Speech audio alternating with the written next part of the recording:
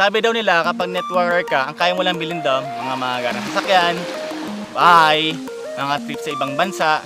Actually ngayong araw, papatunayan namin sa inyo na ibang AIM Global. Dahil ngayong araw, meron isang bata, ang pangalan Janvi San Juan, bumili ng isang beach resort sa Palawan. Ang malupit dito, kung saan nag-shoot yung Survivor, ayun lang siya, katabi lang namin.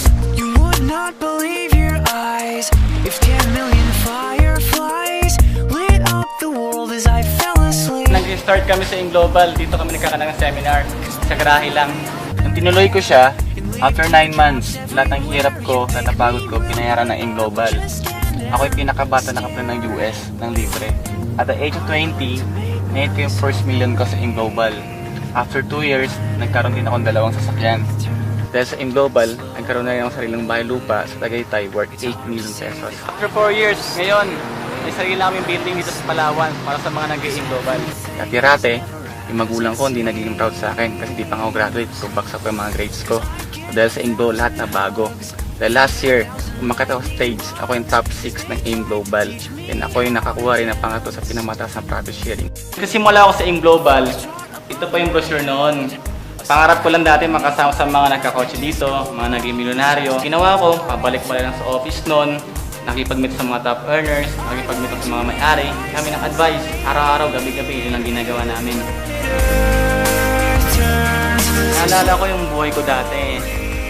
Although lang, napakalayo kung compare ngayon. Kasi nag-AIM Global ako, lahat ng gusto nakuha ko na at the same time, pinamaskap dito. Hawak ko yung oras ko, tapos kasama ang pamilya ko habang kumikita ako.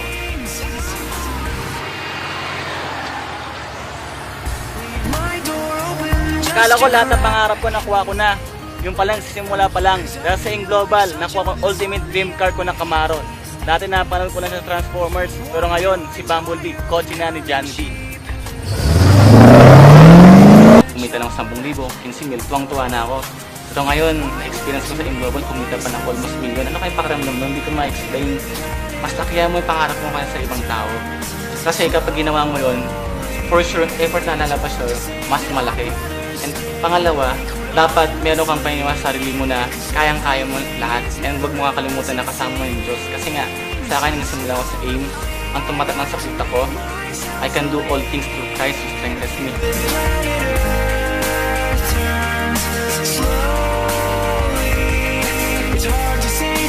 Guys, imagine mo, ito resulta lang to na 5 years na non-stop na trabaho ko. Pumunta na iba-ibang lugar, iba-ibang bansa. Pero kung isipin mo, sino ba naman ako para magkaroon ng ganun? Sa akong bata, sa akong undergraduate, first time ako mag-network. Ito lang isipin nyo, kung ako nga nagawa ko, ikaw kaya mo rin. Basta may pangarap ka, trabahoin mo lang sa AIM Global at ibigay sa'yo na. Because my dreams are bursting at the seams.